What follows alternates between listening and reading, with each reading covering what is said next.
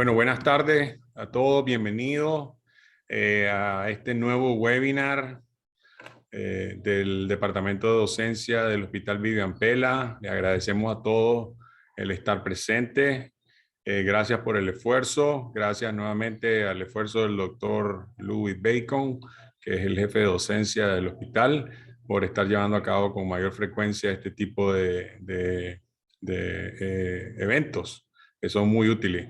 El día de hoy tenemos con nosotros al doctor Bismar Castillo Lugo. El doctor Bismar Castillo nos va a estar hablando el día de hoy de manejo actual de la calasia.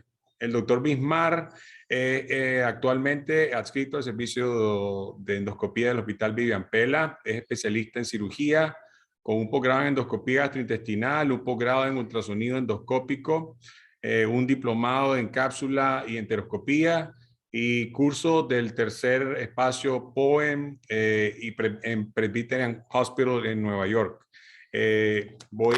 Sin más que agregar, voy a pasarle los micrófonos al doctor Bismar Castillo. Si quiere, doctor, bueno, eso le iba a decir, que si quería quitarse la máscara, pero todavía el COVID no se pasa por vía web. No tenés tu micrófono. Bueno, además de todo el currículum del doctor Bismar Castillo, la parte más importante de su currículum es que fue compañero mío en la residencia, entonces eso le da un gran prestigio a él. De mentira, estamos bromeando, somos muy buenos amigos. Adelante, doctor Bismar.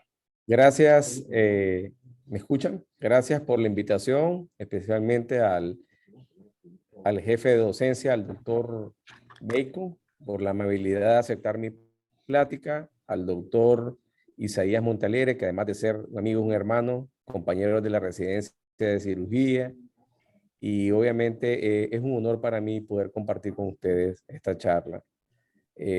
Voy a abordar un tema que es actualmente un tema todavía innovador, ya que no toda la globalidad lo está realizando. Nos sentimos orgullosos como nicaragüenses para ya estar realizando estos procedimientos en Nicaragua.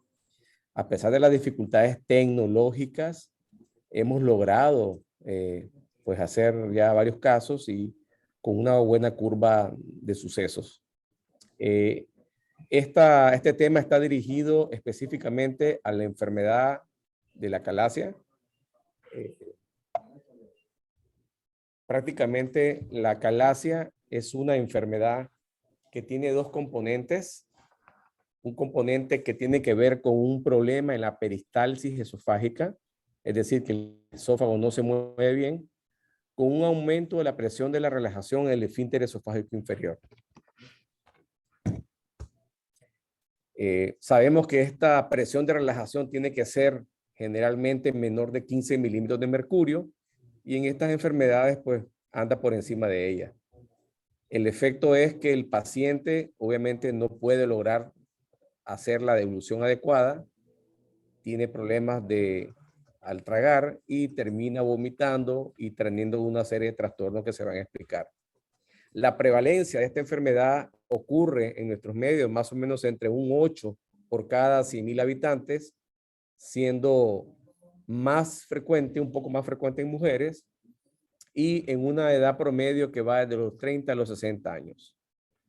El tema con exactitud no se conoce qué es lo que lo desencadena.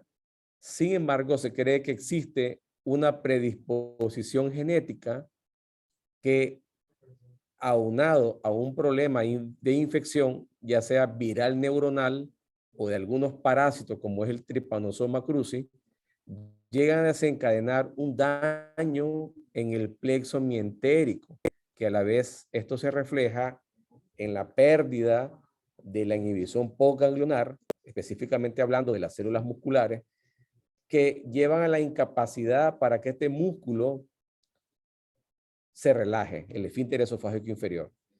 De tal manera que pues son pacientes que prácticamente por un efecto de gravedad van a tener acumulada la comida en el esófago y van a pasar perdiendo peso, teniendo mucho reflujo, teniendo algunos dolor torácico y en nuestro medio se ha visto un poco más frecuente. Clínicamente, estos pacientes se presentan con 4 síntomas importantes, que son la disfagia baja, la regurgitación, que no es más que el retorno de la comida del estómago al esófago, el dolor torácico y la pérdida de peso. Este cuadro clínico se conoce como como la escala o como el score de Eckhart, en el cual estos pueden llegar a tener 12 puntos.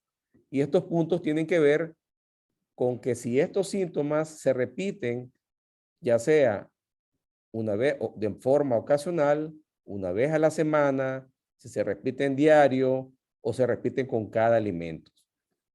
Obviamente un paciente con un Eckhart de 9 puntos es un paciente que tiene un trastorno de la calidad de vida, en la cual pierde peso, en la cual no come, en la cual come y vomita. Y es muy importante por eso valorar este score. El diagnóstico es bastante complicado, principalmente en sus etapas iniciales, porque se requiere una alta sospecha clínica. Recordemos que la mayoría de los pacientes en etapas iniciales se confunden con un trastorno de reflujo. El paciente puede pasar desapercibido como que lo que tiene solamente es un problema de reflujo gastroesofágico.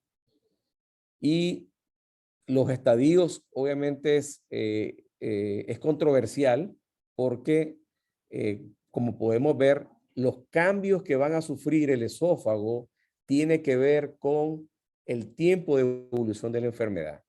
Y así como vemos las gráficas que están en la diapositiva de pacientes con 6 meses, con 3 años, vamos a encontrar prácticamente una endoscopía normal en pacientes con una evolución corta. Y en pacientes ya con enfermedad avanzada, vamos a poder ver ya un esófago dilatado o en estadios muy tempranos ya no vamos a poder caracterizar la famosa imagen de pico de ave o pico de pájaro. Y es por eso importante que en diferentes grados hay que tener una alta sospecha de estos pacientes, principalmente como síntoma cardinal la disfagia. El diagnóstico definitivo hoy en día se realiza por manometría de alta resolución. Afortunadamente contamos con este método en Nicaragua. Hay varios hospitales que ya lo tienen. Es muy importante tomar en cuenta que el estándar de oro es la manometría de alta resolución con la clasificación del 2015 de Chicago. Existen 3 subtipos de acalasia, que es muy importante ahora reconocerlos, tanto para el cirujano, como para el endoscopista, como para el internista, para el que vaya a manejar la enfermedad. Tenemos en primer lugar la acalasia tipo 1, que es la acalasia clásica, en el cual podemos ver en la gráfica tipo A, donde el paciente no tiene nada de peristalsis en el centro, podemos observar, tiene su respuesta en el superior y obviamente es un paciente que tiene el esfínter esofágico inferior hipertenso. En la acalasia tipo 2, que es la que le llaman la acalasia panpresurizada, ese es el paciente que tiene contracciones que no son fallidas, que son fallidas.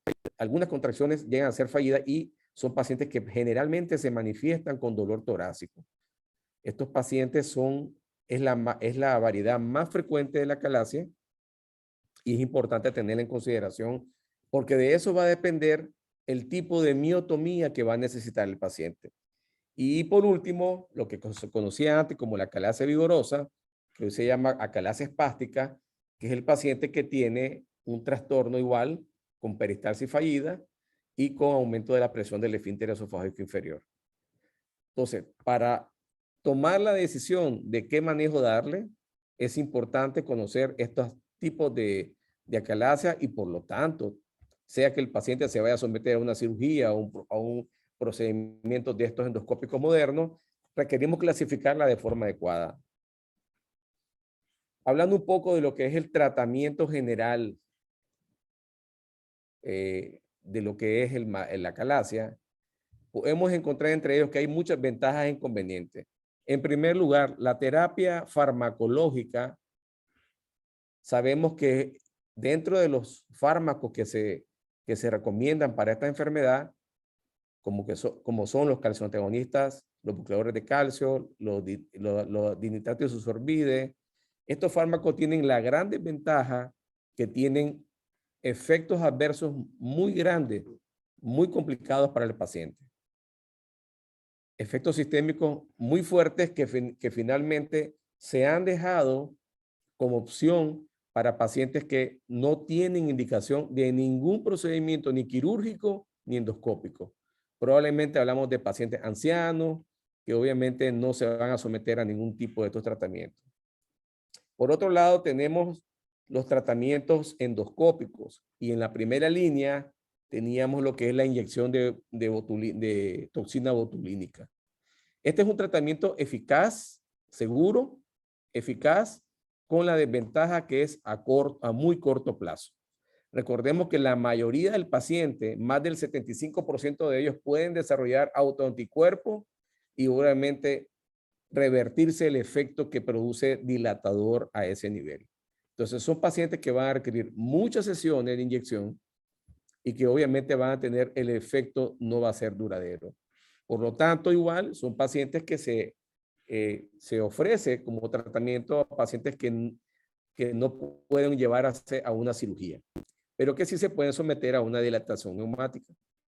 El siguiente, como es la dilatación neumática, tiene un éxito muy alto, un éxito que puede rondear por los 24 meses, casi 2 años, según la literatura revisada.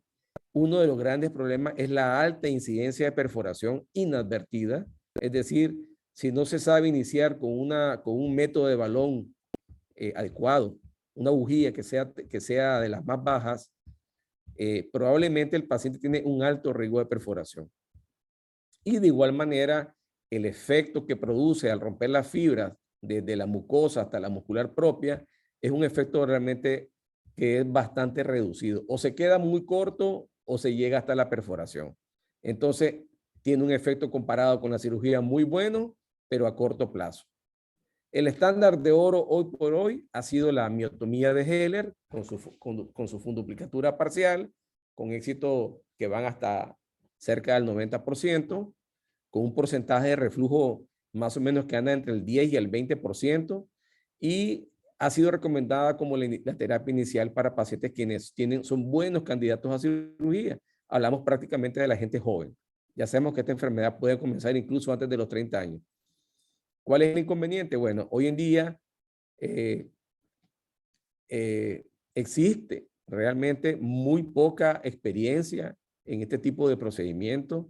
La tendencia a los casos observados es de tener la experiencia obviamente anglosajona que se conoce y norteamericana es muy buena, pero la tendencia que hemos visto nosotros en Latinoamérica es que no todos los cirujanos practican la miotomía de Heller y los que logran practicarla, un porcentaje bastante alto llegan a tener éxito y otros porcentajes no. Entonces, aparece en el año 2010, 2008, la técnica que se llama POEM, por sus siglas miotomía endoscópica por boca, que es un procedimiento que nace de la endoscopía intervencionista del tercer espacio. Es un procedimiento que actualmente ya se compara con la cirugía de Heller, con éxitos parecidos o mayores que la misma y con una ventaja de hospitalización o de internamiento muy rápida, con muy buenos porcentajes de éxito en cuanto a mecánico y en cuanto a clínico.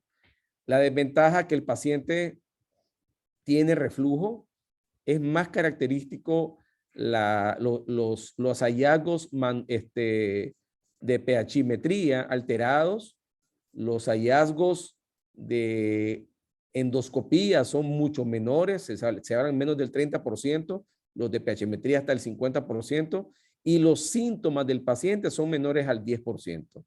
O sea que tiene un comportamiento muy parecido a lo que presenta la miotomía de Heller, aún con funduplicatura parcial. Esto está recomendado en todo tipo de pacientes, esa es otra ventaja. Se le puede hacer desde un anciano hasta un niño con una seguridad que lo han demostrado los estudios, los multicéntricos. Y obviamente hay que recordar que hay un grupo de pacientes que son pacientes que tienen un esófago ya de 15, 20 años de evolución, que realmente tienen una alta morbilidad y que son pacientes que van a requerir en un porcentaje lo que es la esofagectomía. ¿Cómo surge el POEN? Bueno, el POEN o miotomía endoscópica por boca surge a raíz un poquito relacionada al concepto de NODE. Sin embargo, esto surge como uno de los primeros procedimientos de tercer espacio, tomando en cuenta que lo que se conoce como primer espacio, aquí la ilustración a la izquierda, podemos ver que son todos los procedimientos que hacen los gastroenterólogos y endoscopistas todos los días. Tomar biopsia, quitar pólipos, tomar biopsia de un tumor. Eso es lo que nosotros conocemos el primer espacio intraluminal. Luego viene el surgimiento del segundo espacio, que es el extraluminal.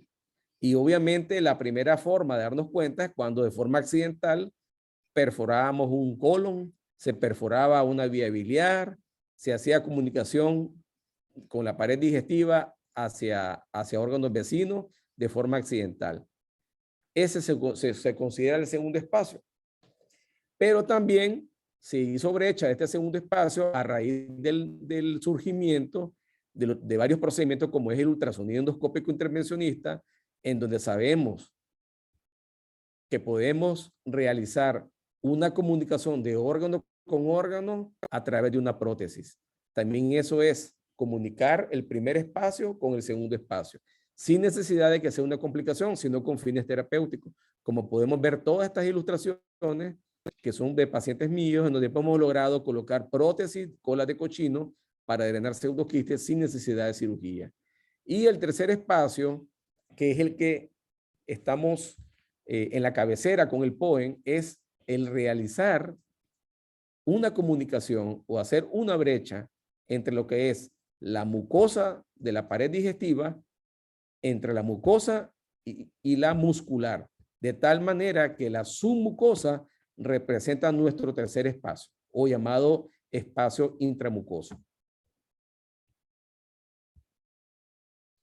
De igual manera, el POEN ha permitido el desarrollo de otras técnicas para tratar, en este caso, no solo la calasia, sino poder quitar un tumor subepitelial a través de una técnica tunelizada como el POEN entre la mucosa y la submucosa, cortando las fibras musculares del tumor y poder extraerlo sin necesidad de abrir el estómago o de una laparoscopía. También hemos podido resolver hoy en día pacientes con gastroparesia refractaria, idiosincrática, que no tienen un fondo claro clínico, en el cual se ha podido meterse a través de 2 centímetros antes del píloro con un túnel para cortar el músculo y cerrar la entrada con unos clips. Igual para el manejo del divertículo de Zenker y para alguna estenosis esofágica por algún trauma traqueoesofágico, en donde se puede introducir un poco antes de la estrechez y poder aperturar esa zona. Es decir, este procedimiento ha permitido crecer en lo que se conoce la endoscopía del tercer espacio. ¿Cómo nace el POEN? Bueno, el POEN nace realmente ya un poco antes. No nació realmente en el año 2000, nace desde 1980. El doctor Ortega, un colombiano, fue el primero en realizar una miotomía del esfínter esofágico inferior. Él no hizo un túnel. En esa época no existían obviamente los knife, los cuchillos especiales para miotomía, y lo que él usó fue un precorte de CEPRE y pudo cortar 2 centímetros de la unión esofagogástrica, llegando a cortar hasta la muscular propia y posteriormente cerrarlo con clips.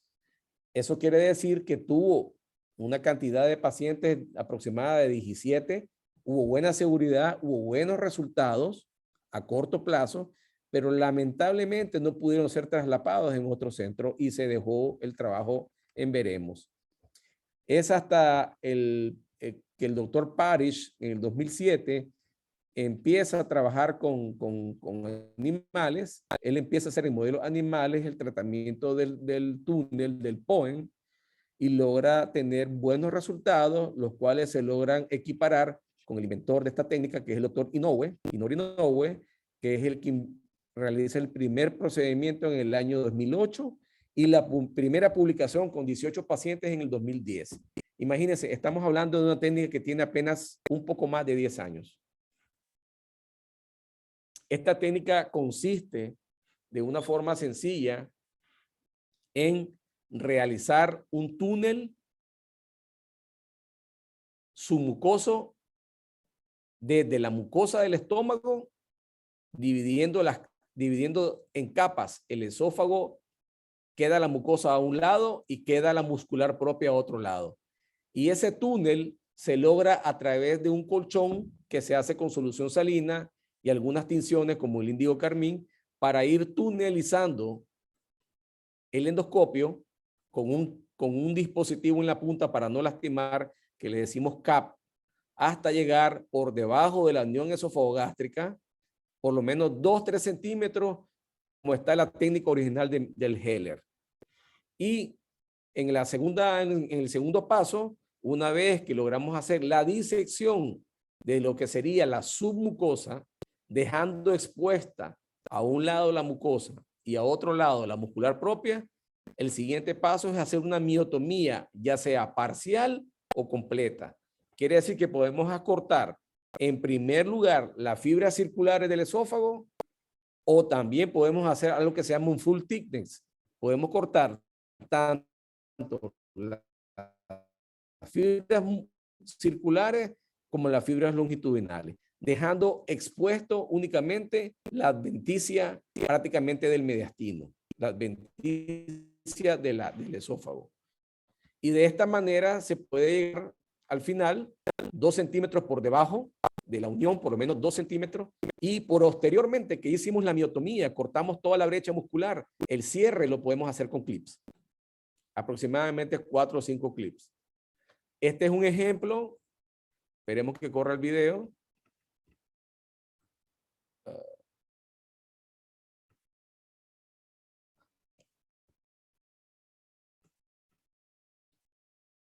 Que no corre.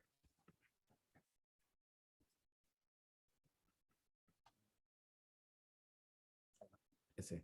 Pero este es el paso 2, el paso 1. ¿Quién sabe? Bueno, aquí podemos ver un ejemplo ya de lo que sería hacer el colchón submucoso. Que no lo abre.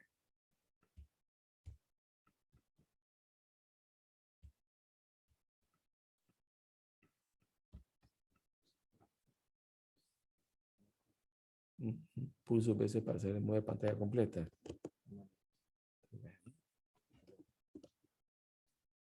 No, porque me va a pasar la otra. Quiere decir que no lo abre. Qué lástima. Bueno, se lo voy a presentar tal vez, se lo puedo poner después en la compu. Okay. Entonces, bueno, aquí también tratamos de presentarles un video de nuestros pacientes, donde podemos ver aquí en la imagen 1 pues no sale.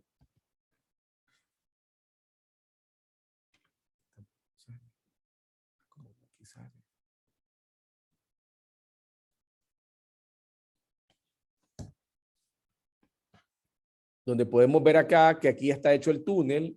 Ustedes pueden ver que este plástico alrededor está permitiendo diferenciar entre lo que, este es un POEM que se hace en la cara anterior del esófago. Se puede hacer en la cara anterior o en la cara posterior.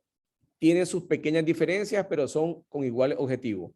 El de la cara anterior, usted va a tener siempre la mucosa, la va a estar viendo en la parte superior y la muscular propia la va a ver en la parte inferior. Ahí estamos haciendo el túnel, es decir, desapareciendo la submucosa. Aquí podemos ver ya que este es el paso 3. Aquí empezamos a levantar el músculo. Aquí podemos ver que estamos cortando la parte muscular. O sea, estamos haciendo una miotomía casi completa, llevando las fibras circulares con las fibras longitudinales. Y aquí, no sé por qué no puedo correr el video. Aquí estamos ya cerrando con clips la brecha. Si se puede correr aquí, la puedo pasar acá. No, ¿verdad? Sería un rollo, ¿verdad? Sí, ok, bueno, ni modo. Ok. Ismar, y si probas, tal vez apagando tu cámara Sí, buena idea. y tratar de correr el video. Ok. No. Voy a ver.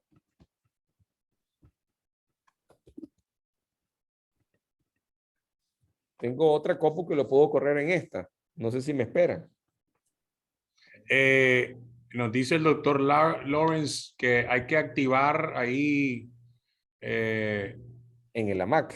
el screen sharing. Hay una opción que dice compartir video. Entonces, donde te vas Sí. a compartir pantalla, Ajá. ahí tenés que abajo hay unos Ah, cuadritos. video. Compartir video. Ajá. Y lo puedo abrir desde ahí. Parece que sí. Probá. Entonces, espérame. Nada más que tengo que tener. Un momento, por favor. Un momento. Porque vale la pena mostrarle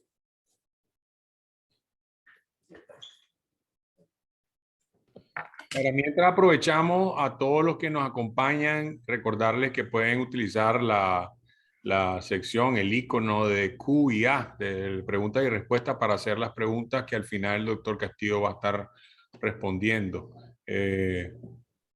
Agradecemos realmente la presencia. Tenemos hasta el momento 33 participantes en este webinar, que está muy interesante. Y es una técnica nueva prácticamente, con mínima invasión, con realmente mínima invasión. Pues. Vamos a darle chance a ver si la tecnología nos permite correr los videos. Denos un chance y disculpen. entonces en video, me dijiste, ¿verdad?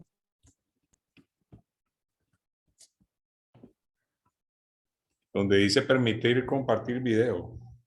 Compartir video. Sí, compartir.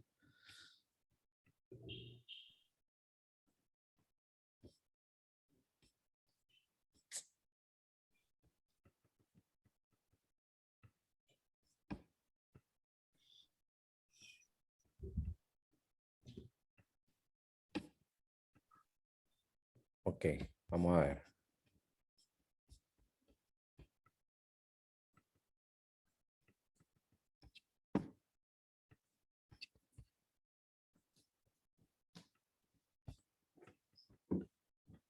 Sí, qué rápido.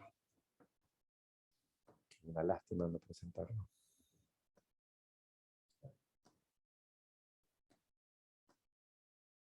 ¿Cuál es la clave aquí?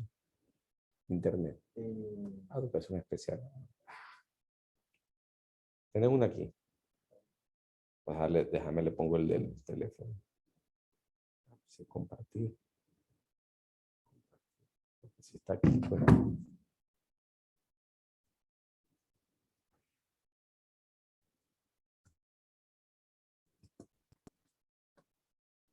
Presento aquí.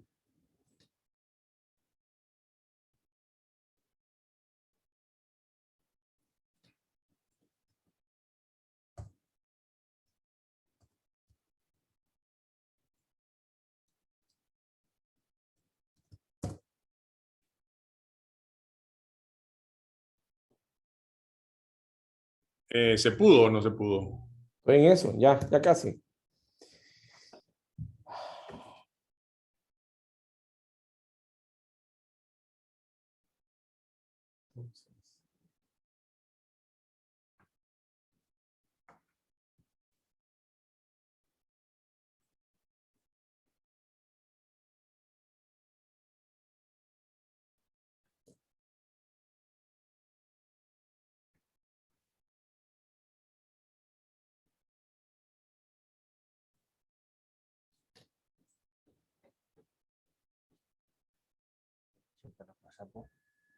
¿Cómo?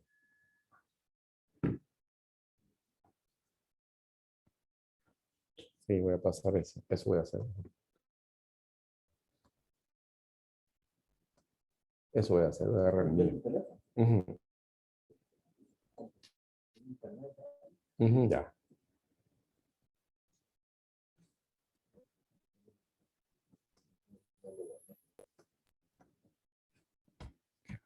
no lo permita. Aquí dice video, pero no te abre, ¿verdad? Es que no he seleccionado ninguno. ¿Cómo no? Video. Selecciona uno, ¿eh? No lo selecciona. Abrí una red oculta. Aquí está. ¿Cómo se llama? iPhone, aquí está.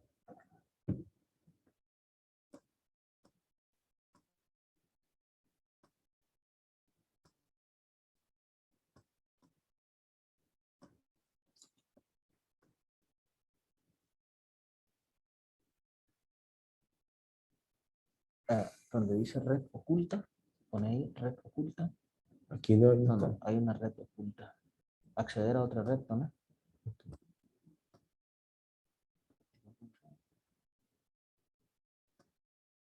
Acceder a otra red. Número de la red. Presencia. Seguridad. 1802. Esa es la seguridad. Sí, 1802. Pero le quito ninguna. Sí, sí. ¿Es web o web? ¿Tienen el micrófono abierto? Seguridad. Conectarse.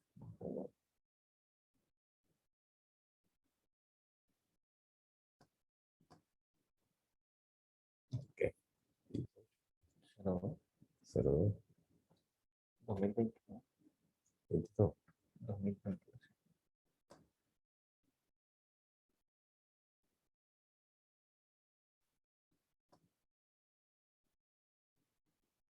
Teléfono, mostrar contraseña. 18. Tu teléfono no puede Es que lo estoy haciendo en la cuenta. compartir internet. Dale. Cerrar, quitar.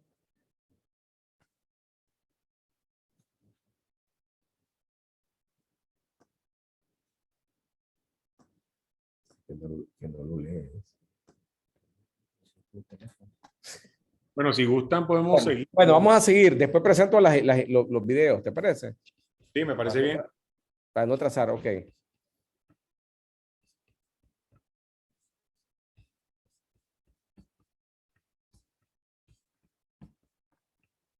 ¿Dónde estamos?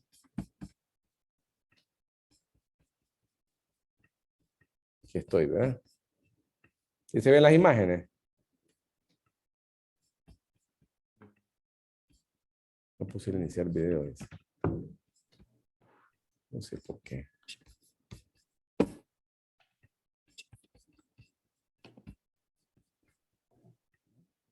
Pero hasta aquí me hicieron.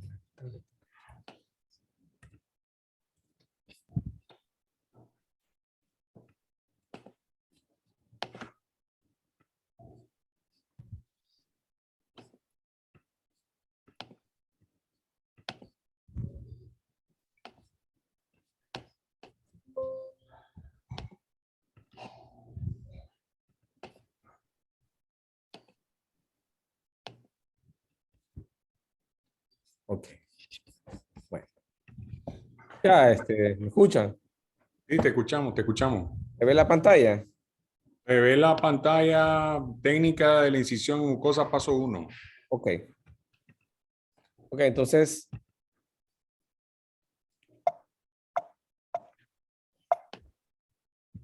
Esta ya es la técnica del paso 2, que es hacer el túnel.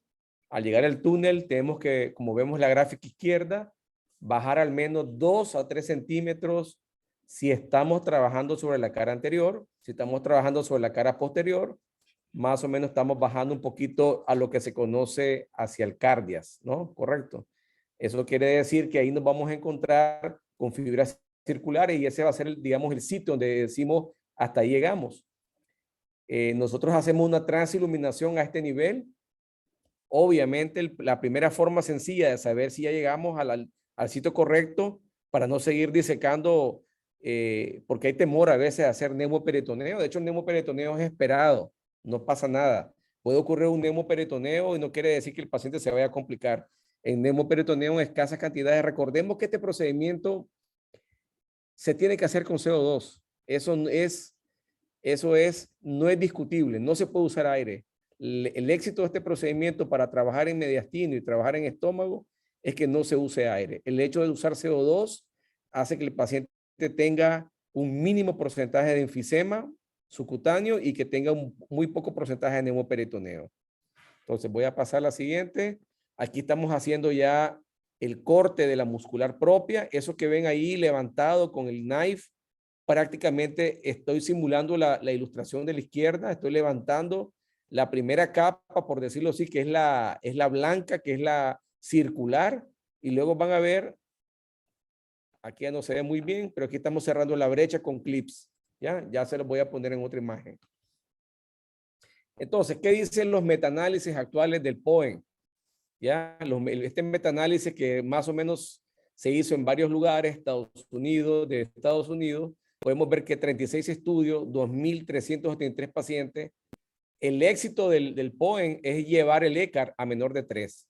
¿Qué quiere decir eso? Que el paciente pueda comer como alguien normal, con una preparación de dieta de 3 semanas de dieta líquida, dieta blanda, a dieta sólida, como cuando se hace una cirugía bariátrica. Una de las grandes ventajas de este procedimiento es que no solamente es para trastornos motores primarios, sino que podemos tratar enfermedad de tipo cascanueces, podemos tratar jackhammer, que sabemos que son presiones muy altísimas, o podemos tratar también espasmo esofágico difuso. Y con un ECAR que va de menos de 3 puntos. Quiere decir que el paciente ha ganado peso, que ha dejado de tener disfagia, que ha dejado de tener dolor torácico y que ha vuelto a la vida normal. Entonces, el POEM es una técnica no solo para la clase, sino también para los trastornos que son secundarios, motores secundarios, ¿verdad? Esta es una de las gráficas de este estudio, en donde podemos ver en el preoperatorio los pacientes tenían un ECAR de 7 y en el primer mes el paciente bajó a un ECAR de 1. Podemos ver aquí. Luego hubo un crecimiento del ECAR porque recordemos que hay una parte donde se edematiza la mucosa de la parte de la unión esofagogástrica. El paciente alcanzó un ECAR de 1 y no se movió al año. Este fue un seguimiento de un año donde no se movió el ECAR de 1. Quiere decir que el paciente no tenía ningún síntoma, pues o era algo muy ocasional. Por otra razón, esto que es un aspecto muy importante, es por tal razón que para tener el éxito clínico que el paciente te dice, doctor, estoy comiendo como nunca. El éxito manométrico, obviamente, donde estamos confirmando que el IRP, que es lo que se maneja actualmente, la presión de relajación en el paciente preoperatorio pasó de 35 milímetros de mercurio, pasó a los 6 meses a más o menos 15, entre 10 y 15 milímetros de mercurio, que es el diagnóstico de acalasia. Y uno de los métodos que es muy sencillo y a veces no es por falta de tecnología, es por falta de habilidad de poder hacer esto, el esofagograma cronometrado, el hacer un estudio del paciente con bario, con 200 cc de bario, al primer minuto, eso lo estamos haciendo en el paciente, obviamente, después del mes del procedimiento. ¿Por qué es importante? Porque nosotros después del postoperatorio empezamos el POEM en 7 de la mañana. A las 7 de la mañana del siguiente día se está haciendo un esofagograma con hidrosoluble para que el paciente observemos cómo pasa y principalmente para descartar complicaciones. Que en este caso, ¿cuál sería la peor? Que uno de los clips no haya cubierto bien la brecha y haya pasado parte de ese hidrosoluble mediastino. Entonces vamos a ver claramente una fuga. Y ese es nuestro talón de Aquiles. Si el paciente, el hidrosoluble pasa muy bien, inmediatamente el paciente se puede ir de alta y empezar su dieta líquida. Y en el cronometrado, que se hace generalmente antes y después del mes, se hace en el paciente al primer minuto, tiene que haber un descenso de la columna de 14 centímetros del esófago hasta 4 centímetros el primer minuto. Y de 10 minutos, y de 10 centímetros a los 5 minutos, hasta incluso tener todo el medio en el estómago. Este otro de las publicaciones que ha hecho el doctor Inoue, que fue el inventor de esta técnica. Ya estamos hablando de más de 20,000 casos en el mundo actualmente, en el 2021, donde aportan, ya participa Alemania, participa Europa. Este es un estudio japonés en el cual 8 hospitales realizaron estos procedimientos en 1,346 pacientes en estos años, 31 pacientes ya tenían, esto es algo muy interesante porque igual le interesa al cirujano, ¿verdad? Ya tenían o una dilatación neumática o ya se había hecho una miotomía de Heller. Obviamente con malos resultados. La eficacia clínica después del procedimiento, le decimos POEM post-Heller, en este caso todo de orientación posterior, porque recuerden que en Heller abarcamos la parte anterior del esófago, tenemos un éxito del 95% del primer año. Y los eventos adversos del POEM en estos pacientes anduvieron entre el 3.7%. Todos resueltos de forma conservadora. No fueron llevados ni a cirugía. Y uno de los grandes aspectos que se han mencionado y el cual se tiene un control adecuado ahora que ya existe la forma de lograr cerrar un poco la brecha que queda abierta con la ablación por argón, el tema del reflujo gastroesofágico, que es muy parecido a los efectos de la cirugía, aún con Heller, aún con DOR, perdón. Este es otro estudio comparativo, también japonés, donde se hizo la eficacia de la miotomía en pacientes que ya tenían una miotomía de Heller. Este es un metaanálisis grande también. Y podemos observar por todos los autores que la diferencia, el coeficiente, el intervalo de confianza, perdón, era muy cercano al éxito en el caso de los pacientes que fueron sometidos todos a POEM. Como pueden ver, 0.5. Aquí podemos ver los pacientes que tenían, esta es la medida del ECAR con bajo ECAR. Entonces, en fin, hay algo muy interesante que uno se pregunta, ¿verdad? Principalmente como cirujano, como gastro, como internista, dice, ¿cómo es posible que alguien me venga a decir a mí que le voy a abrir el esófago en 2 pedazos al paciente? Bueno, hay riesgos teóricos que ya han sido demostrados con riesgos clínicos, manométricos y sobre todo, que el paciente después de los 4 primeros días no puede tener otra complicación. No existe otra complicación demostrada. Ya estamos hablando de casuísticas de más de 20,000 casos en el mundo y en la India, en Estados Unidos, en Asia, Europa. Los riesgos teóricos, pensamos, estamos trabajando en un esófago que está rodeado de estructuras importantes, aorta, pericardio, ácidos, hemiácidos, pleuro y pulmones. ¿Qué pasaría en caso de un sangrado severo si sé que estoy trabajando pegado a la aorta, pegado al pulmón? ¿Podríamos detenerlo? Esa sí ha sido una de las preguntas de los primeros innovadores, ¿verdad? Mediastino, ya sabemos lo que representa para nosotros el mediastino. Es la caja fuerte donde obviamente todo lo que llega ahí, mediastinitis segura, es muerte segura. Cirugía ocupa obviamente para hacer todos estos procedimientos equipos súper esterilizados con asepsia y antisepsia. Endoscopía no usa equipo tan estéril. Y ahí venía el miedo al principio de tener que utilizar gentamicina en estos pacientes en el túnel, primero en el esófago antes de empezar la mucosotomía y en segunda ocasión para lavar todo el túnel transesofágico, el túnel submucoso ya en la brecha. Finalmente no ha demostrado los estudios ninguna relevancia estadística, ninguna diferencia estadística de usar gentamicina dentro que no usarla. Actualmente yo no la uso, yo no tengo gran casuística, eso sí puedo decir, tuve muy buenos profesores y que también nos acompañaron en Nicaragua y afortunadamente ningún paciente se nos ha infectado. Y el otro tema, pues, se puede resolver una rotura esofágica espontánea y heterogénica. Todo esto se aclara que a pesar de todos los riesgos teóricos, el POEM tiene una seguridad, una extremada seguridad que va del 5.2 al 2% de complicaciones moderadas o severas. ¿Qué tipo de complicaciones son los más frecuentes, los eventos adversos, perdón, que podemos ver? Que si estoy en el túnel transesofágico y yo me pego mucho a la parte de arriba, estoy un POEM anterior, entonces probablemente voy a quemar la mucosa que está en contraparte. ¿Qué pasa si quemo la mucosa? Bueno, yo tengo que estar al tanto de que toda la longitud de ese túnel, fuera de ese túnel, la mucosa sea íntegra. Si yo la quemo, estoy obligado a ponerle un clip al terminar mi procedimiento. No pasa nada. Porcentaje con intervalos de confianza, 4.8% hasta el 8.5%. Perforación esofágica, si se fijan, casualmente lo que hacemos es una perforación. Nosotros estamos trabajando cerca del mediastino. Entonces, con un flujo que la anestesiólogo sepa manejar de un PIB bajo y con un equipo de CO2 del más sencillo, que ya contamos en Nicaragua afortunadamente en la mayor parte de los hospitales y muy pronto en este hospital para poder hacer estos procedimientos, no tenemos ningún problema de que vaya a haber un enfisema pulmonar o que el paciente vaya a requerir un tubo de tórax. Son casos muy, pero muy raros en donde llega a ser necesario.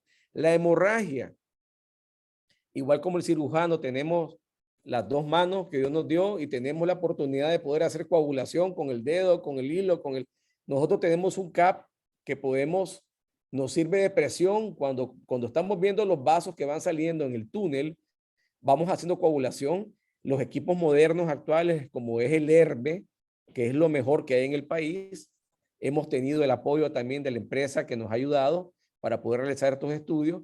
No tenemos ningún problema porque todos los dispositivos tienen a resolver la hemorragia que afortunadamente, como pueden ver en los porcentajes de seguridad, del 0.2%. Enfisema subcutáneo, ese no es un problema. Si el paciente tiene un enfisema importante, solo se le coloca una aguja a un catéter 16 y se aspira el paciente. Neumotórax es aún más raro. He visto, hay lugares en la India donde se han intentado hacer ya POEM con aire, no ha dado resultados, por eso es que no hay que hacerlo indebido, hay que usar CO2 y todos los instrumentos. Neumomediastino 1%, y el neumoperitoneo, que normalmente ocurre cuando hacemos el POEM posterior y empezamos a ver el vaso de Tanaka, que es el vaso que cruza las fibras circulares contra las fibras longitudinales. Ese es el punto donde decimos hasta aquí. Nosotros podemos cortar a la izquierda del vaso de Tanaka y respetar las fibras circulares. Si cortamos las fibras circulares, el paciente va a tener un poco más de reflujo, nada más. Pero neumoperitoneo puede verse y no pasa absolutamente nada. Estudios multicéntricos sobre seguridad, 1.826 pacientes. Podemos ver que los efectos adversos ocurrieron en el 7.5%. Los leves fueron la mucosotomía, un poquito de CO2 en el peritoneo, fuga esofágica, que es afortunadamente cuando uno hace el trago hidrosoluble y está el cirujano presente que hizo el POEM y ve que hay una mínima fuga, entra, hace una endoscopía y le pone un clip más. Y lo mejor de todo, ya hay innovaciones de los mexicanos. Mi colega y compañero Oscar Hernández ahora está aplicando cianocrilato en las pequeñas fugas y es una cosa maravillosa porque le pone el cianocrilato en el puntito y se olvida del problema. Entonces, son cosas muy innovadoras que han dado resultados en casos donde uno se preocupa. Pues, grave, fuga esofágica, hemorragia durante la tunelización, son realmente complicaciones muy pequeñas y hay que ser preventivo. Si estoy viendo bajando por el túnel y tengo un vaso visible, pues obviamente lo voy a ir a quemar previamente. Pues. La mayoría son tratados, de estos pacientes fueron tratados endoscópicamente, o sea que ninguno fue llevado a cirugía. ¿Cuáles fueron los predictores en este estudio? Un esófago sigmoideo. Recordemos que los esófagos ya viejos se vuelven como que fuera un sigmoide. La experiencia del endoscopista, el tipo de la corriente de coagulación, hay que usar lo mejor. Para mí lo mejor es HERBE. Y este video que es de un sangrado que tuve en mi segundo caso, en donde es un sangrado que pareciera que fueran 1000 cc de sangre y son apenas 10 cc para un espacio tan corto, pero tengo la esperanza de que abra el video. Vamos a ver. Bueno, no abrió el video. Se los voy a presentar ahorita rapidito. ¿Por qué nosotros abogamos por el ERGE? Que a pesar que nuestro ERGE no es tan dramático, ¿por qué nosotros no tenemos que hacer inmediatamente que ya está en juego el estar haciendo una ablación con argón al 7º día para poder cerrar un poco la unión esofagogástrica, como medida parecida al Heller cuando uno hace un DOR? Bueno, nosotros tenemos una gran ventaja. Nosotros no nos metemos con la membrana frenoesofágica. Recordemos que nosotros cuando hacemos un Heller tenemos que ir atrás, tenemos que ir a disecar toda esa membrana que de alguna manera, aunque uno dice le voy a dar puntos cuando o cierra pues con los hilos, finalmente está abriendo a lo que estaba cerrado. Entonces nosotros no movilizamos el hiato como ocurre en el Heller, nosotros no manipulamos el vago, o sea que el paciente muy pocas veces va a tener un problema de trastorno de gastroparesia, que es básicamente lo que presentan, y por supuesto no realizamos ningún procedimiento antirreflujo. preservamos todos los ligamentos periesofágicos porque esos sabemos bien que están fuera del entorno de la muscular propia. Estos son eventos de pacientes post-POEM contra Heller y podemos ver los porcentajes. Realmente son porcentajes muy altos. Podemos ver los eventos POEM aquí a la izquierda y los eventos de Heller HM. Y como podemos ver, realmente no, el reflujo no dista mucho de los casos de Heller. Y sobre todo que los resultados son más de máquinas, de pHmetría, de endoscopía. Muy raro ver una esofagitis en los pacientes y muy poco paciente presenta realmente síntomas claros. Si le damos al paciente con un Heller y que se le hizo un DOR, le llegamos a dar un inhibidor de bomba, porque no se lo podemos dar con un POEM. Y obviamente nosotros tenemos ya 7 centros en América Latina. Nicaragua ya es parte de ese centro. Tuve la dicha de poder participar con el doctor Michel Calais y el doctor Oscar Hernández, mexicano, en el cual ya llevamos, Nicaragua participó con 5 casos y ya tenemos el primer artículo de los primeros POEM en Latinoamérica, en donde obviamente, a pesar de que cada idiosincrasia, cada cultura es diferente, nosotros no tenemos tanto pacientes de Chagas, que son pacientes con esófago muy difícil, muy fibrótico, y obviamente esto nos da pues una gran ventaja. Sin embargo, sí tuvimos un paciente con Chagas confirmado por serología. Y pues básicamente, ¿verdad? Este fue el primer POEM que hicimos en su momento en el hospital militar. Aquí están nuestros profesores, el doctor Michel Calais del Presbiteriano de Nueva York, el doctor Blanca del siglo XXI y la gente de MDP que nos apoyó. Obviamente para esto hubo una curva importante, curva con primero ex vivo, curva con porcinos, con cerdos, con por lo menos 25 cerdos, es la curva que se recomienda. Luego casos con el profesor, que fueron los que hicimos en Nicaragua, y luego ya casos solos. Y ahí vamos, pues. Nuestro primer paciente, que obviamente tuvo una mejoría increíble después del POEM, dada de alta el segundo día. Estos fueron sus resultados.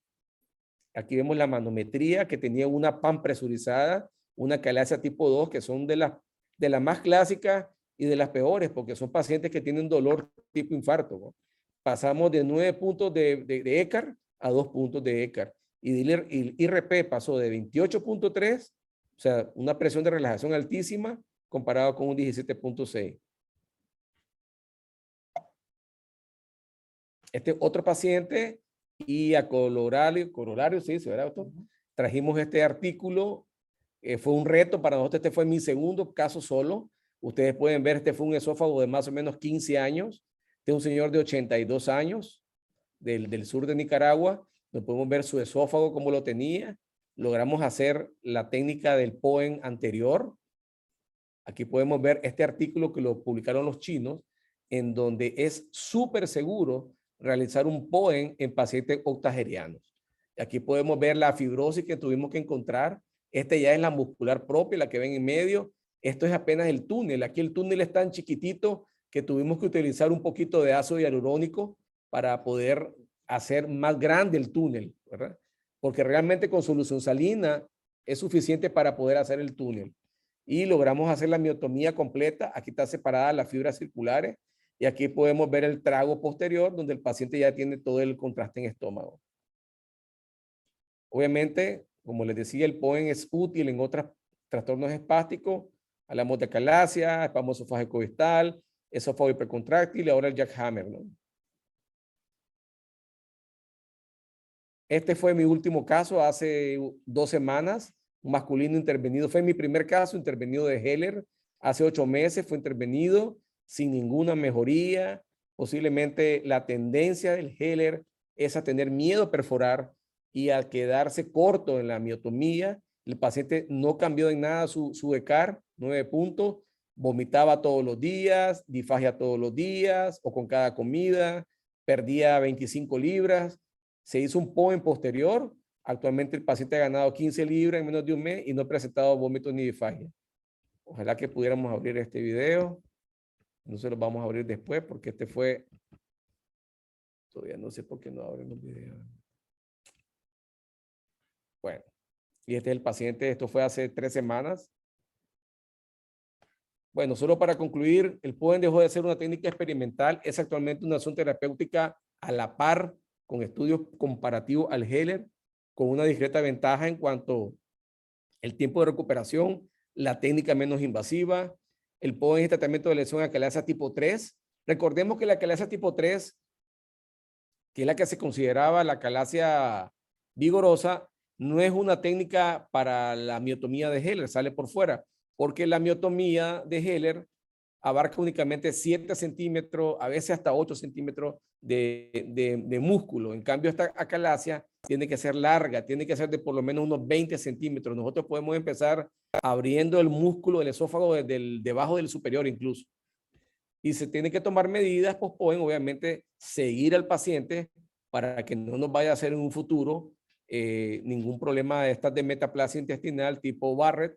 Recordemos que yo no sé por qué, aquí en Nicaragua, en la experiencia que tengo de 12 años, he visto contado con los dedos de mi mano esófagos de Barrett. Así que o no llegan a esos pacientes, o realmente tenemos una muy buena, la gente es muy fácil de que vaya a comprar una rentina, uno me pasó a la farmacia, de tal manera que hay muy pocos casos de esofagitis serias. Bueno, yo creo que eso era todo. Si me permitieran ponerles el video, si no estamos en tiempo, pues, ¿qué más? Pues pudiéramos ver si el doctor Ludwig, cómo estamos con el tiempo para No, poder- bueno, podemos preguntas y respuestas. Hay un sonido de feedback, pero mientras tanto, pues, si nos pueden hacer, creo que todavía no, si me permiten encender la cámara, y créanme que no es que quiera que me permitan encender la cámara porque me gusta que me vean en la cámara, sino porque en un seminario, en una ocasión nos dijeron que era de mal gusto tener la cámara apagada cuando uno era panelista. No era muy bueno que estuvieran viendo nada más una pantalla con un nombre. Pero lo que quería decirle más que todo era que si tenían alguna pregunta, comentario al respecto al tema, podían irla haciendo en la zona de preguntas y respuestas. Y aprovecho para felicitar al doctor Bismar Castillo, realmente lo conozco y sé que ha sido un innovador en cuestiones de endoscopía, más bien no innovador, pero sí se ha lanzado a hacer cosas, ha tenido el entrenamiento adecuado para hacer algunos procedimientos y creo que esa es la manera en la que tenemos que ir trabajando, pues las nuevas generaciones de especialistas, irse acoplando al avance de la tecnología. Y traigo a colación esto porque realmente cuando yo regresé en el año 2009 de hacer mi subespecialidad, era muy difícil encontrar colegas endoscopistas o gastroenterólogos que nos enviaran las acalasias para poder realizar los procedimientos de las miotomías de Heller. Quería hacerle una pregunta cuando pudiera el doctor Castillo, y es, ¿hay algún momento preciso o adecuado para mandar a los pacientes a hacer esta técnica de POEM? Y la pregunto porque precisamente en la miotomía de Heller, siempre en nuestros casos, teníamos pacientes que antes de llegarnos habían pasado por varias dilataciones, por varias aplicaciones de toxina botulínica, y precisamente dentro de los casos en los que yo me entrené allá en México, eh, preferíamos que fuera a hacer una miotomía de Heller en tejidos, digámoslo así, menos traveseados, porque obviamente entre más fibrosa el área por las múltiples dilataciones, por las inyecciones de toxina botulínica, había una fibrosis mayor, era más difícil hacer la miotomía, un poco más complicada, y eso hacía más que todo que fuera más propenso a hacer una perforación. Para el doctor Castillo, ¿existe algún momento preciso o el más adecuado para hacer un POEM luego de ya haber hecho el diagnóstico de acalasia, ya tener claro de que sí es una acalasia, que es una acalasia que va a solucionar con esto, porque como también lo decís, la acalasia terciaria, igual nos mandaban que le hiciéramos Yotimir Heller y no solucionan.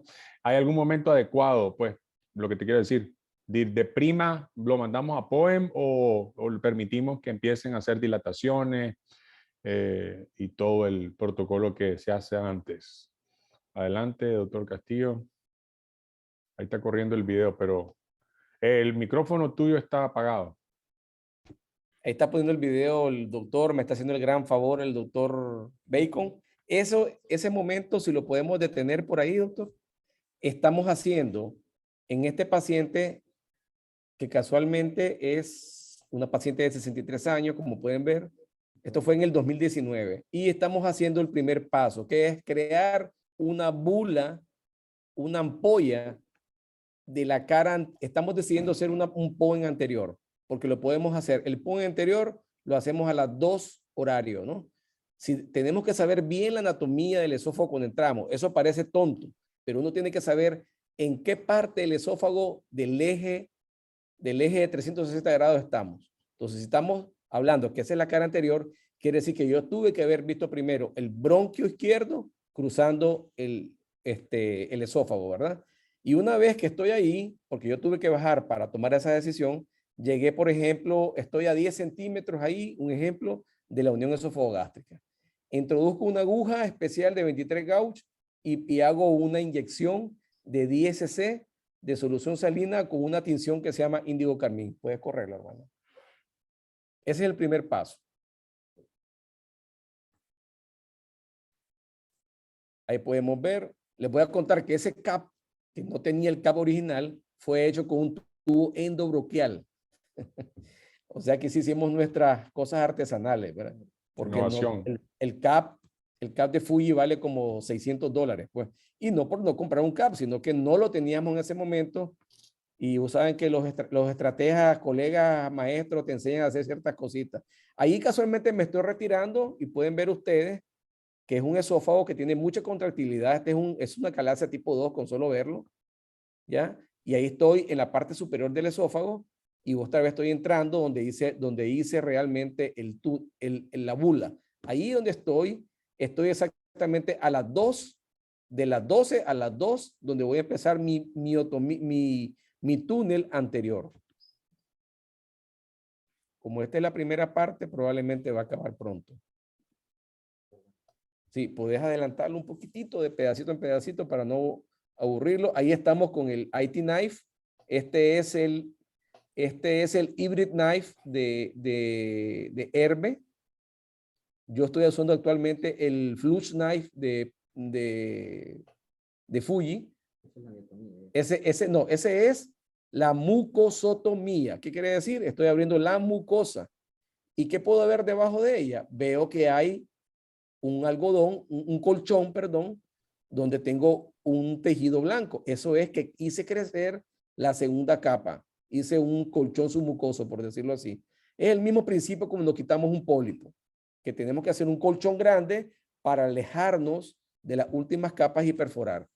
Ahí estoy viendo una cosita blanca al fondo que probablemente sea la muscular propia.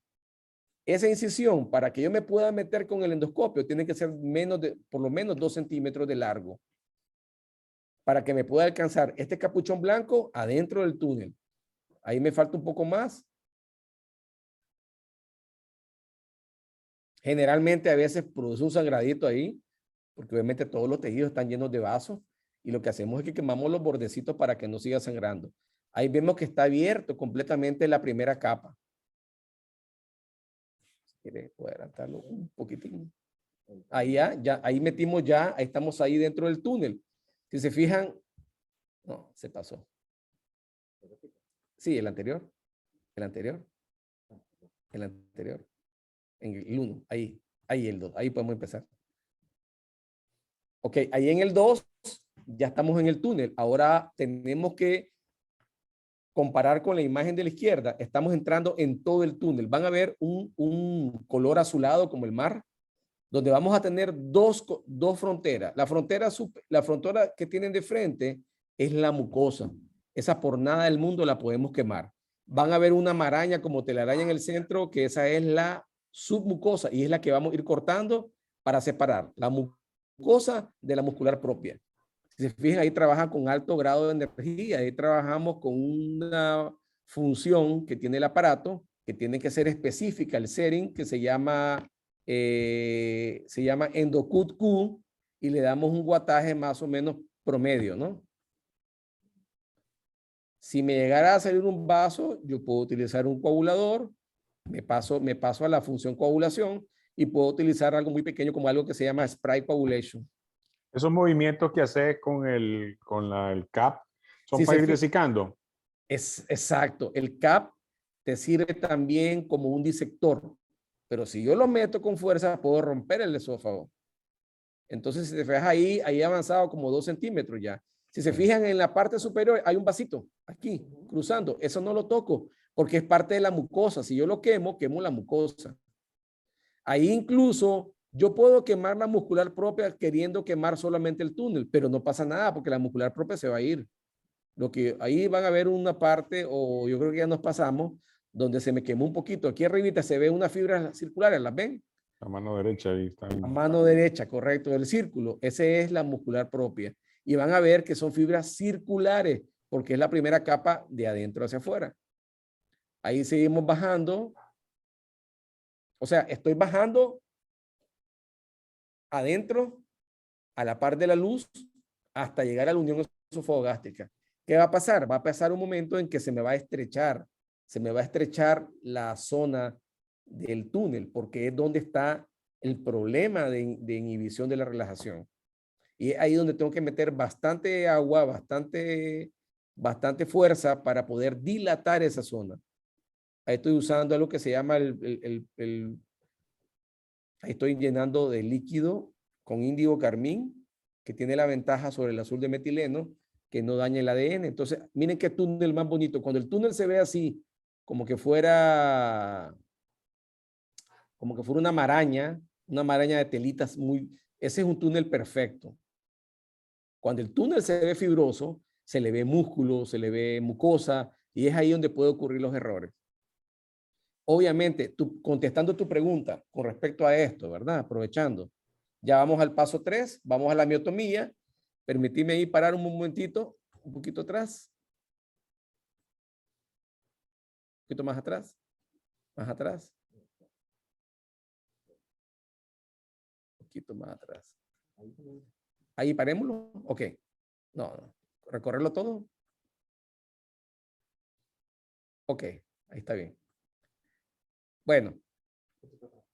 Un poquito atrás. Si puede empezar de cero, mejor. Ahí. Parémoslo ahí. Ok. Ustedes están viendo ahí un hoyo al fondo, ¿correcto? Ese hoyo no es la luz del esófago. Ese hoyo es el túnel que quedó limpio. Y ahora lo que estoy montando con la puntita de mi cuchillo es la capa circular del esófago. En esta ocasión, por conveniencia, hicimos un full thickness. Nos llevamos la circular, y la longitudinal. O sea que van a ver ahí expuestas las adventicia en este momento. Ahora sí puede continuar. Estamos ahí de la circular y ahí están viendo la longitudinal debajo. Ahí lo que hay son vasos de la adventicia, esos que ven hasta abajo. Entonces, arriba está la circular y abajo está la longitudinal. ¿Ven unas fibras que pasan paralelo? Esas son las circulares. Y ven unas fibras que van en el sentido de cómo va el cuchillo. Esas son las longitudinales. Ahora, eso lo tenemos que llevar hasta 2 centímetros por debajo de la unión esofagogástrica. Este procedimiento en diferentes tipos de calasia se lleva de 1 hora a hora y 20. Si no falla nada técnico, ¿verdad? Al principio me volaba 2 horas y media, pero ahora son 1 hora, 45 minutos. Ahí se fijan, como estoy haciendo de abajo para arriba, la mucosa yo no la puedo quemar, que es la que está arriba. Yo hago cierta tracción. Esa es la capa muscular. ¿Ya vieron qué grueso es la circular? Hacemos esa cierta tracción tratando de no tocar la mucosa que está enfrente para no quemarla. Si no, lo que va a pasar es que le voy a tener que poner un clip extra donde hicimos un hoyo a la mucosa. Ahí está. Esos vasitos que ven ahí Son tiritas de la adventicia. Entonces, para ubicarnos ahí, Bismar, arriba, Eso que ven aquí, lo que estamos viendo es la mucosa. no, ya la mucosa está arriba. No, arriba del cap, lo que vemos Exacto. ahí, Mucosa arriba del cap. con la flecha, no sirve, no, mi flecha no la hablé, ¿verdad? No, pero vemos la mano creo que es Luwin que está manejando o sea, la parte, si vos te metes dentro, en el cap, la parte de arriba que se ve a trasluz del Correcto. cap, esa es la mucosa. Es correcto. Okay. Y esos vasos que estás viendo abajo, Isaías, son de la adventicia. Esa como burbujita, ya eso es contacto con la pleura. Correcto. Si estamos haciendo anterior, este es un POEN anterior. Si estamos haciendo posterior, pues probablemente vamos a ver menos estructuras ahí. Ahí van a ver unos vasitos. Esos vasitos a veces los quemamos, a veces no los quemamos, con cuidado. Ahí estoy introduciendo un Koa Grasper, que es una pinza muy especial de Olympus, que lo que hace es agarrar el vaso y coagularlo para que no vaya a sangrar antes de, ¿no? Lo puedo quemar con una de sus patitas o lo puedo agarrar todo si es un vaso grande. Ahí lo prensamos y lo quemamos. Ahí seguimos la miotomía hasta abajo, sigue para abajo. ¿Se fijan?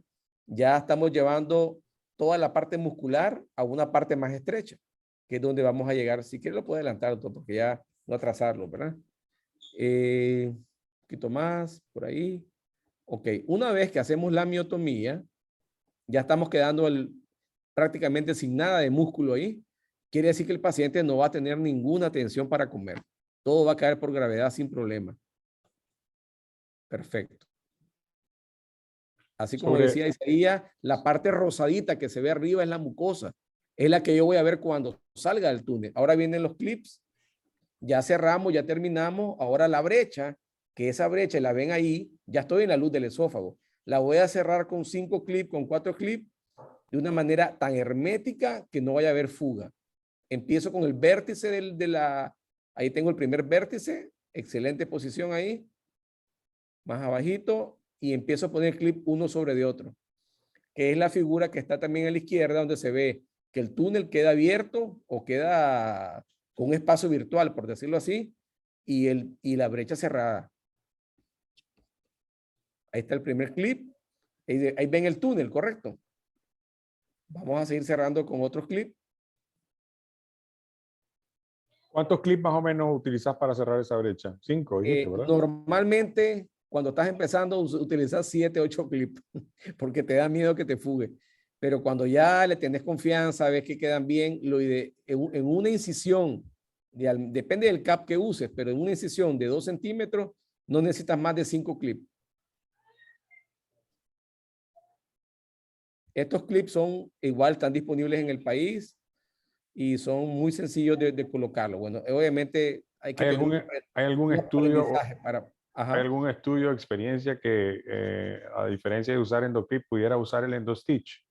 Exactamente. Actualmente los gringos con el desarrollo de la cirugía bariátrica endoscópica, que eso ya está encima, ¿verdad?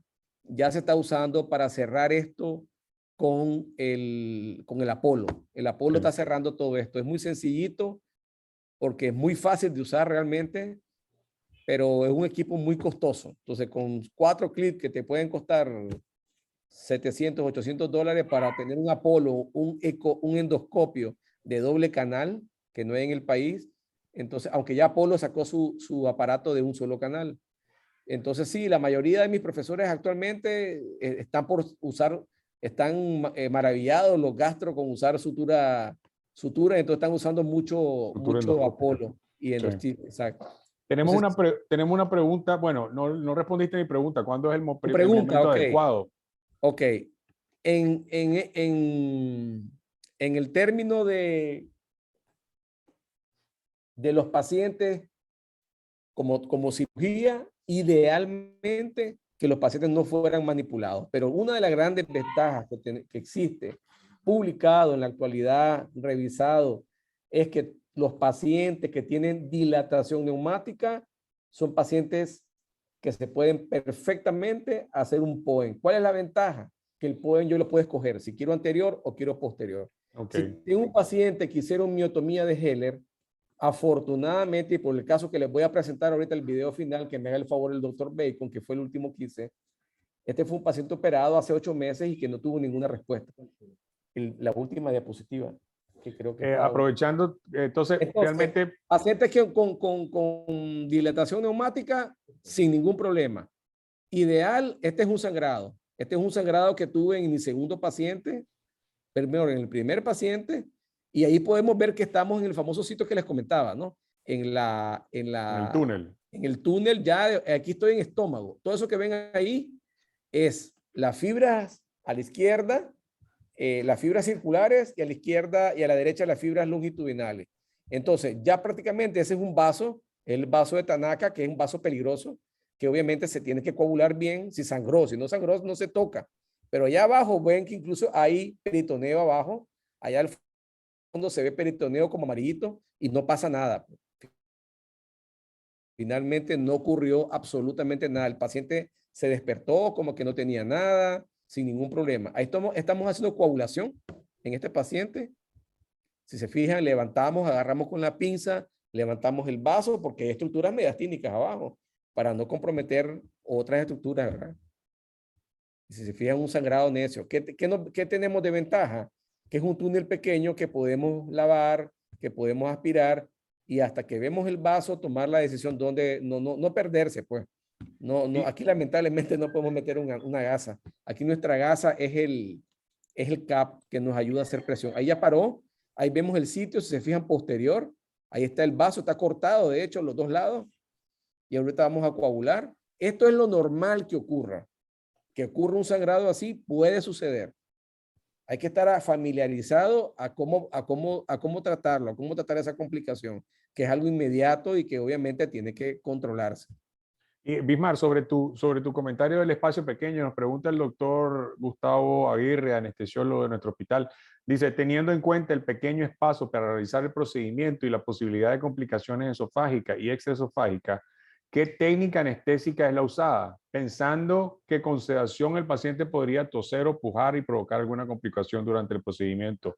Te felicita, muy buena charla, dice el doctor Aguirre. Ok, gracias, doctor Aguirre, por su plática y su apoyo. Mire, normalmente, doctor, nosotros los anestesiólogos utilizan una anestesia general, ¿verdad? Discúlpeme ahí mi ignorancia, pero sé que usan una anestesia general, la que le llaman hablando sencillo, utilizan un PIB bajo, utilizan su tubo endotraqueal normal, algunos usan cánula orofaringia, ¿verdad?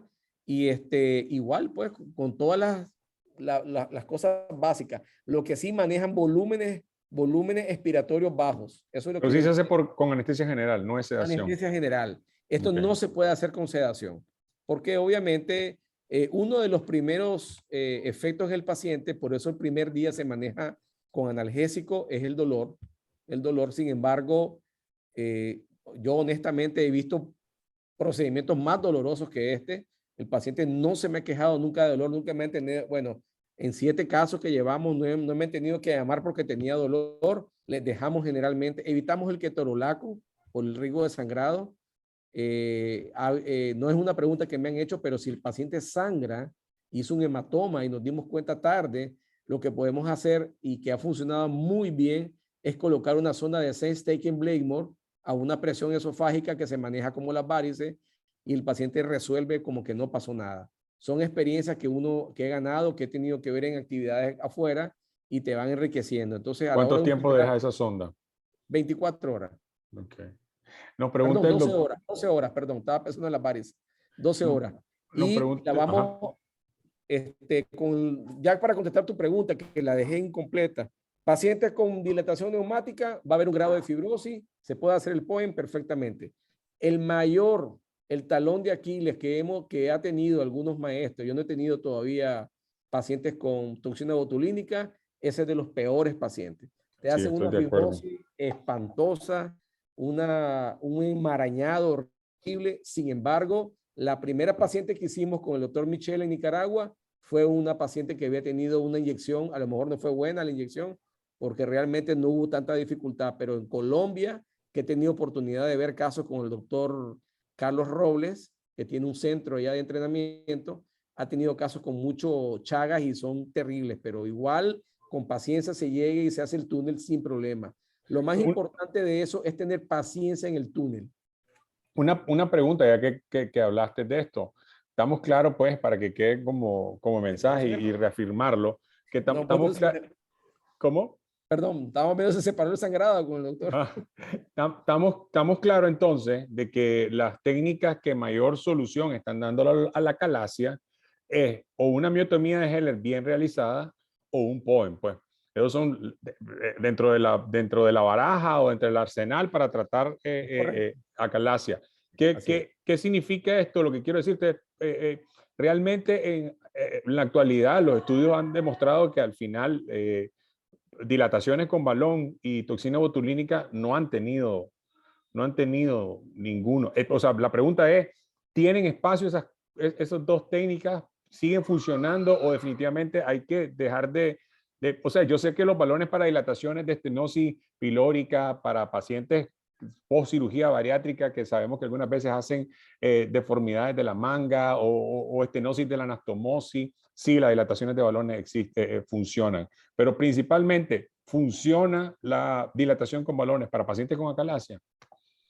Buena ¿Entran pregunta. dentro del arsenal? Buena pregunta porque hay que ser franco, ¿verdad? He tenido pacientes que a través de la conversación nos hemos dado cuenta que a lo mejor no se dilató con un balón de acalasia. Hay mucha gente que que ha hecho tal vez alguna dilatación y tal vez por la dificultad de conseguir un balón correcto, que son los balones de Boston, que son de 30 mililitros de mercurio, para empezar y subir a 35, llegan a utilizar unos balones que voy a los has conocido, lo hemos hecho con algunos pacientes tuyos, que son los balones de expansión radial controlada, los de que son sencillos, no tienen nada que ver una cosa con otra. Nunca una acalasia, recordemos que el balón acalasia es un balón que con mayor presión. con aire, no con agua. Con aire va a romper la mucosa y se tiene que llevar todas las fibras musculares. Por eso es que una buena dilatación tiene que durar al menos más de 6 meses, más de un año. Entonces, en mi experiencia, incluso donde yo estuve en un centro de tercer nivel, donde hacíamos dilataciones diarios, realmente el porcentaje de perforación era alta. Si utilizas un verdadero balón de acalasia, el riesgo de perforación anda no menos del 10%, ¿ya? Inadvertido incluso. Entonces, yo creo, ¿verdad? Que sí funciona, por supuesto. Antes del POEM, antes del POEM, Heller ya es más viejo, realmente los pacientes le iban muy bien. Había que hacer un protocolo. Uno tiene que hacer un protocolo bonito para que el paciente no se complique y hacer las cosas de igual manera para que no cambien. Y se tenían muy buenos resultados. Con respecto a la toxina botulínica, sí tengo mis bemoles. Obviamente yo lo dejaría en un paciente con muchas morbilidades, anciano, que obviamente pues no lo vamos a exponer a ninguna cirugía, a pesar de que el POEM ha demostrado que es muy seguro en octogenarianos, pacientes de 80 años. Yo creo que hay que escoger el paciente y finalmente la botulina, la toxina botulínica en esos pacientes es muy útil para lograrlo. Que bien, ya no se les va a hacer nada más que posiblemente la inyección. Entonces, como lo dije al principio, es un procedimiento seguro, de corto tiempo, pero hay que estar haciendo sesiones seguidas. Entonces, definitivamente un paciente con baja morbilidad, un paciente joven con acalasia, definitivamente se va a beneficiar POEM o un Heller bien hecho. Y no empezar un Heller, acá es algo muy importante. Un Heller bien hecho. Sí, es que eso mucho lo mirábamos nosotros, los Heller el problema del Heller es que cuando ya te llevaste la mucosa, ya estamos en tiempo. Cuando ya te llevaste la mucosa, ya empezás ustedes lo hacen al revés, ¿no? Ustedes empiezan a romper la longitudinal. Y ya cuando ven la circular, ya da temor, ya da miedo meterse, obviamente. Si tenés el apoyo endoscópico, realmente, que es básico, con endoscopía es muy útil. O sea, yo no me metería a hacer una miotomía en Heller sin tener un apoyo endoscópico. Tenemos una pregunta más, y si querés dejar de compartir pantalla para que dice, que si a los 5 años hay cambios y en cuánto tiempo se debe revisar los POEM. Ok, Doctor Salter. ya existe, buena pregunta, Salter. Ya existe el término repoem. Ya hay estudios, ya hay más de 1000 casos de X cantidad. Está el repoem. ¿Qué pasa? Sabemos que la calacia es una enfermedad que no se cura. Estamos tratando una situación de gravedad. Estamos tratando que el paciente pueda pasar la comida. ¿Y qué pasa con el paciente después de 5 años? Después de los primeros 3 años, el paciente empieza a volver a tener un poco de disfagia. Y en ese grupo de pacientes, no todos, porque es un grupo pequeño, menos del 30%, al menos lo que yo he revisado en la literatura, se les está ofreciendo un POEM diferente al que se le hizo. Si fue anterior, se les hace posterior. Y si fue posterior, se les hace anterior. Con la ventaja que el paciente va a tener, obviamente, un buen tiempo con mejor calidad de vida. El doctor Enrique Sánchez Delgado te manda a decir felicidades por tu publicación, Bismar. El doctor William Abdala, igual, excelente presentación, Bismar. Felicidades y se nota tu habilidad en el procedimiento. Voy a poner la última. Igual, felicidades, el doctor Jaime Rivera y saludos. No sé si tenemos algo final. Solo el último video que va a poner el doctor, ya esos son 2 minutos, menos un minuto. Ok, te damos chance, no te cobramos extra. Ya has pasado muchos videos. No, estamos fregando. Dice doctor Alden Haslam, excelente presentación, un abrazo, doctor Haslam. Dale, sí, ya lo vimos. Ah, pues. No, está aquí en la presentación. No, pero esta es tu presentación, la habías modificado. Sí. Dale a grabar. Más. Hasta abajo. ¿Alguna otra pregunta, comentario que tengan? Bueno, ya estamos porque fue un USB que le pasamos, pero no la grabó, no se grabó. Ok, entonces, doctor Bismar Castillo, sus comentarios finales y adelante. Bueno. Y pues, si puedes dejar de compartir pantalla para que... Dejar de compartir pantalla. Sí, ahí hay un botón que dice stop sharing. Vos lo pones porque lo tenés vos, ¿verdad? El host es el doctor, creo que es el doctor, correcto. Bueno, Adelante. mis comentarios finales, agradecimiento principalmente al doctor Bacon y al doctor Isaías por apoyarme en esta charla. La verdad que esto es un camino bastante difícil. A veces uno tiene que poner parte de su vida en esto, parte de su familia, porque a veces es una obsesión por llevar cosas bonitas al país. Creo que podemos hacer muchas cosas. Hay que, creo yo, transmitir esto a las generaciones más jóvenes. Hay que compartirla, hay que hacer un congreso donde podamos hacer estos procedimientos en vivo. Yo tengo el apoyo de todos mis profesores de Nueva York, en cualquier parte de donde estamos trabajando como equipo, porque obviamente ustedes saben que la casuística de nosotros es un poco pequeña y hay que meterse en los grandes, ¿no? Entonces, dejar el recomendación en casa, que yo creo que una calasia hay que manejarla de una manera adecuada. La calasia no se puede manejar con bujías, tipo Savary de las viejas, porque ya he tenido pacientes con bujía. Eso es un engaño al paciente. Hay pacientes que darle calidad de vida. Son pacientes que, lástima que el último caso no pude presentar, un paciente que en un mes ha ganado ya 25 libras, de las cuales había perdido 100 libras después de un Heller. Entonces, creo que vale la pena también que si yo sé que el doctor Isaías es un cirujano muy bueno y opera Heller, yo se lo voy a mandar al doctor Isaías porque no me va a invitar. Me gustaría que me invite y poder estar con él en la cirugía. Yo creo que si tenemos la humildad y el compañerismo de invitar a colegas y mira que un caso lo quiero hacer con vos, podemos realmente salir beneficiados todos. El POEM ya demostró que es una técnica actual, ya no es si acaso falla uno, sino que está a la par de la cirugía en los resultados de éxito, seguridad. A pesar, todavía el tema le queda a alguno golpeando la cabeza diciendo mediastino. Es segurísimo, créanlo, y pues los invito a revisar más artículos. Está muy interesante el tema. Ahora no solo es POEM, ahora también es quitar tumores por vía endoscópica. Ya tenemos 2 casos de G-POEM que hicimos para pieloplastia, en el caso de pacientes que no tenían con un tránsito muy largo. Entonces yo creo que ir compartiendo todas estas nuevas técnicas, Isaías. Okay. Gracias por todo. Muchísimas gracias, doctor Castillo. Gracias, doctor Louis Bacon, agradecerle nuevamente su empuje y su y su entusiasmo por desarrollar este tipo de webinar. Última palabra, doctor Bacon, o lo dejamos ahí, como usted prefiera. Ya rápidamente, no, muchas gracias, doctor. Si pones en mute.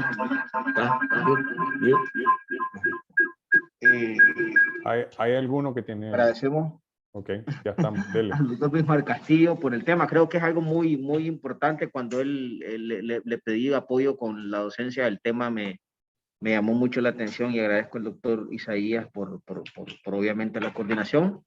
Creo que esto demuestra el entusiasmo que hay como colegas de ir innovando, como decía el doctor, ir trayendo técnicas de mínima invasión para nuestra población. La cirugía endoscópica de mínima invasión también está adquiriendo mucho auge en la oncología, en lesiones muy tempranas, pero también en patología benigna. No me queda más que agradecer, recordarles que esta plática estará en nuestra plataforma, en el canal de YouTube de Docencia en las próximas semanas. Y bueno, estén atentos a nuestro próximo webinar, que siempre está tratando de llevar temas que todos podamos compartir experiencia y podamos ir enriqueciendo nuestros conocimientos. Muchas gracias, buenas noches, le agradezco, doctor Hasta luego, Montenegro. buenas noches. Doctor Castillo, muchas gracias. Gracias.